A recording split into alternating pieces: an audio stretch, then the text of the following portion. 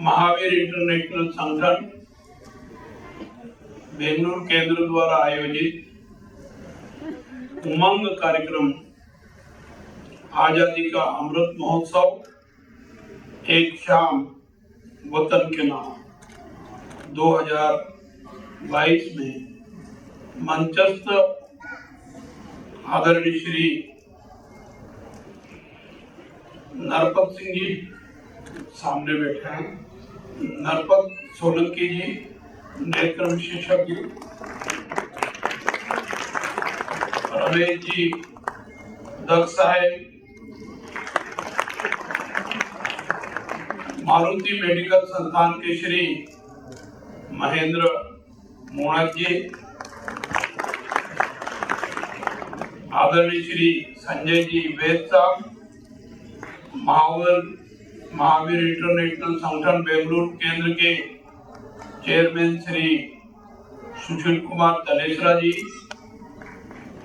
श्री पारस जी चौवटिया जी, Mahavir international संगठन के समस्त पदाधिकारी एवं सदस्यगण, सम्माननीय अन्य सभी अतिथिगण, देवी और सज्जनों, सादर जय जिनेन्द्र, नमस्कार।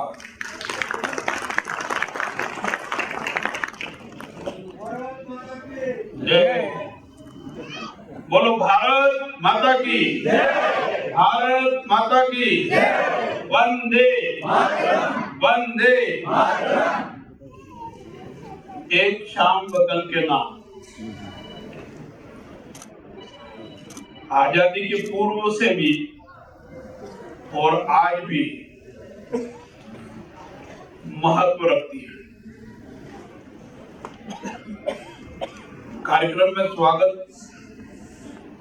किया गया मेरा, मैं इसके लिए आपका आभार व्यक्त करता हूं और आप सबका हार्दिक स्वागत और अभिनंदन करता हूं। महावीर इंटरनेशनल संगठन बेंगलुरु केंद्र एवं मारुति मेडिकल संस्थान को इस आयोजन के लिए बधाई और शुभकामनाएं देता हूं। अन्य सभी सहयोगियों ने ये आयोजन करने में जो सहयोग दिया है उनको भी बधाई और शुभकामनाएं देता हूं।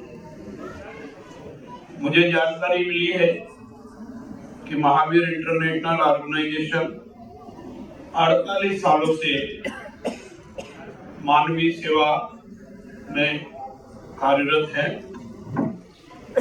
मैं महावीर इंटरनेशनल जयपुर संस्थान के आदरणीय रमेश चंद्र जी मेहता से भलीभांति परिचित हूँ और जयपुर के महावीर इंटरनेशनल सेंटर में गया हूँ।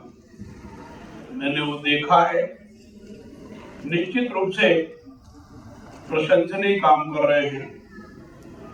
महावीर स्वामी जी के उद्देश्यों को लेकर के सेवा कार्य में लगे हुए हैं। मैं उनके एक दो कार्यक्रम में भी गया हूं और एक कार्यक्रम जब भारत के उपराष्ट्रपति अंसारी साहब थे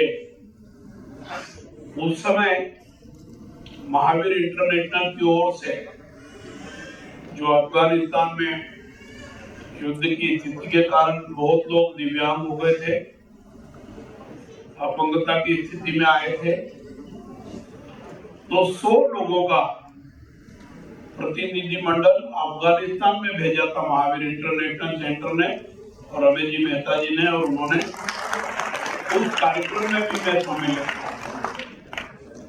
निश्चित रूप से इनकी सेवाओं का महत्व जिन लोगों को सुविधा उपलब्ध हुई है उनके और उनके परिवार को महसूस होता है।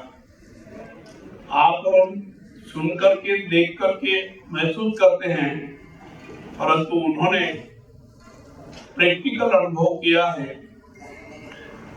और जो अपंगता की स्थिति आई थी उससे उभर करके ठीक होकर के सशक्त होने का अनुभव वो आज भी कर रहे हैं और वो भी इसी प्रकार की सेवा कर रहे हैं। भगवान महावीर के सिद्धांत पर इस संस्था की नींव रखी गई है। Love for all, serve for all, सबसे प्यार करो और सबकी सेवा करो, इस उद्देश्य को लेकर के यह संस्थान काम कर रहा है। और मुझे खुशी है कि महावीर इंटरनेशनल सेंटर ने बेंगलोर की यूनिट को भी एक चैप्टर देकर के सेवा का अवसर प्रदान किया है और ये संस्थान भी उसी प्रकार की सेवा करने का काम कर रहा है। अहिंसा, सच्चाई, भाईचारा एवं अनेकांतवाद के सिद्धांत के साथ इंसानियत के गुणों भरमार से हर पल इस संस्था ने अपने प्रभाव को बढ़ाने का काम किया है। परोपकार की सोच और सर्वे भवन्तु सुखिनो सर्वे सन्तु निरामया की भावना से यह संस्था निरंतर काम कर रही है। हर कोई चाहता है कि सब सुखी हो और सब निरोगी हो, पर ऐसा करने की दृष्टि से जो योगदान देता है वो ईश्वरी रूप में देखा जाता है। और मैं सोचता हूँ कि ये संस्था और इसके सभी सदस्य उसी प्रकार के ईश्वरी कार्य में लगे हैं जो प्रशंसनीय है। मैं प्रशंसा करता हूँ। महावीर इंटरनेशनल बेंगलोर पिछले 1 साल से समाज के हर क्षेत्र में सेवा कार्य कर रहा है। 1 साल पहले बेंगलुरु चैप्टर की स्थापना हुई और तभी से 100 से भी अधिक लोग इस चैप्टर से जुड़कर अपना योगदान दे रहे हैं। चेयरमैन सुशील जी, तनेसरा साहब और उनके नेतृत्व में उनके सहयोगी के रूप में विक्रम जी बंसाली, मनोज जी बापना, सुरेश जी लखानी एवं भारती जी छाजेड़ की सक्षम टीम ने इस संस्थान को ऊंचाइयां प्रदान करने में अथक प्रयास किया है और उनके इन प्रयासों में आपने तन मन धन से सहयोग दिया है। निश्चित रूप से ये प्रशंसनीय कार्य है। मैं इसकी प्रशंसा करता हूँ और आपके सबके प्रति नमन करता हूँ। सेवा कार्य में जुटे हुए महावीर इंटरनेशनल बेंगलुरु सेंटर ने हमारे प्रिय एवं आदरणीय प्रधानमंत्री श्री नरेंद्र मोदी जी के स्वच्छ भारत अभियान को आगे बढ़ाते हुए इस कर्नाटक राज्य में सराहनीय कार्य किया है। निश्चित रूप से स्वच्छता के कारण बीमारियों में कमी आई है और हमेशा जहाँ साफ सुथरा वातावरण रहता है बीमारियां दूर ही रहती है। और ऐसे महान काम के लिए यह संस्था प्रशंसनीय है। इस संस्था ने बेंगलुरु के रामनगर तालुक के 49 स्कूलों में टॉयलेट बनाने का बीड़ा उठाया है और मैं विश्वास करता हूँ कि इसमें आप सबके सहयोग से सफलता मिलेगी। इस संस्था ने अपने ड्रीम प्रोजेक्ट रूप में बेंगलुरु के अलग अलग एरिया में जरूरतमंद स्कूलों में टॉयलेट बनाने एवं सैनिटरी नैपकिन डिस्पोजल मशीन को लगाने का फैसला किया है। आपका यह फैसला साकार हो ऐसी मैं शुभकामनाएं देता हूँ। आप सबका साथ सबका विकास मूल मंत्र को ध्यान में रखकर हम सब मिलकर के समाज सेवा में अपना योगदान दे रहे हैं। निश्चित रूप से आने वाली पीढ़ी और वर्तमान पीढ़ी आपको सम्मान की दृष्टि से हमेशा याद करती रहेगी। इस उद्देश्य के साथ जो व्यक्ति समाज सेवा कार्य में अपना उत्कृष्ट योगदान दे रहे, उन्हें आजादी के अमृत महोत्सव के अवसर पर एक शाम बदल के नाम कार्यक्रम आयोजित कर सम्मानित करने का कार्य भी इस संस्थान के द्वारा किया जा रहा है। इस कार्यक्रम से हमको प्रेरणा मिलेगी और प्रेरणा लेना भी चाहिए कि देश हमें सब कुछ देता है, हमको भी कुछ देना चाहिए। इस कार्यक्रम से प्रेरणा लेकर के एक शाम बदल के नाम ये प्रेरणा देने वाला और मनोरंजन कराने वाला कार्यक्रम है। मेरा अनुरोध है कि इससे प्रेरणा लेकर के प्रत्येक दिन 1-2 घंटे देश हित में काम करें, ताकि देश आने वाले समय में दुनिया के सिरमौर देशों में अपना स्थान प्राप्त करे। आजादी के आंदोलन के इतिहास की तरह ही 75 वर्षों की यात्रा भारतीयों के परिश्रम, इनोवेशन, उद्यमशीलता का प्रतिबिंब है। ये जो आज हम सब कुछ देख रहे हैं, यह निश्चित रूप से 75 सालों में सरकारों द्वारा, भिन्न भिन्न सामाजिक संगठनों द्वारा और अन्य प्रकार के संगठनों द्वारा दिए गए सहयोग, समर्थन और आशीर्वाद का ही परिणाम है। और इसी प्रकार का सहयोग, समर्थन और आशीर्वाद भविष्य में भी मिलता रहे, हम भी करें, हमारे पास पड़ोस वालों को भी प्रेरित करें, ताकि इस दिशा में मजबूत कारगर कदम उठा पाए।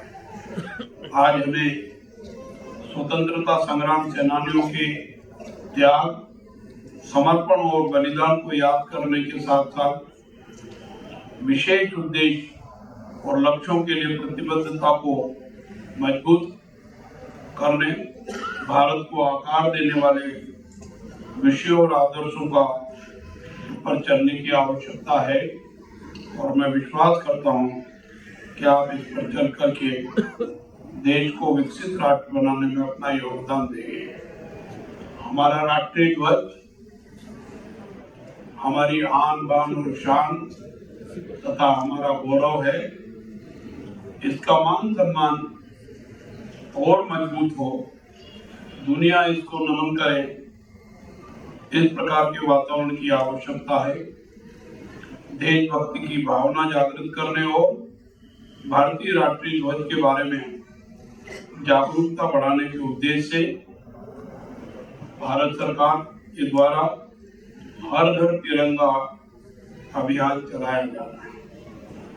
आज से वो अभियान विधिवत प्रारंभ हुआ है। वैसे ये अभियान जब से भारत सरकार ने घोषणा की, तब से ही गांव-गांव में बड़ी संख्या में सफलता प्राप्त कर रहा है। इसको और सफल बनाने की योजना को साकार रूप देने में हम भी सहभागी बनाएं। हम अपने घर पे भी लगाएं,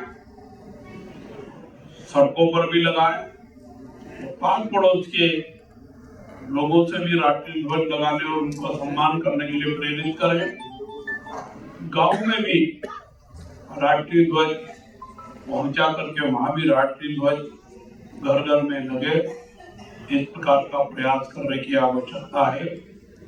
निश्चित रूप से आज देश को देशभक्ति का वातावरण बनाने की महती आवश्यकता है, और ये प्रयास आप और हम सब मिलकर के करेंगे तो निश्चित रूप से सफलता मिलेगी, ऐसा मेरा विश्वास है। मैं भारतीय स्वतंत्रता की 76वीं वर्षगांठ 15 अगस्त परसों आ रहा है। उसकी आपको अग्रिम बधाई देता हूँ, शुभकामनाएं देता हूँ। मेरी इच्छा तो है कि मैं और यहाँ बैठूं और भजन का, गीतों का आनंद लूं, परंतु कुछ समय की मर्यादा भी है और कुछ और भी काम है, इसलिए मैं क्षमा चाहते हुए आपसे अनुमति लेता हूं। जय जिनेन्द्र, जय भारत, जय हिंद।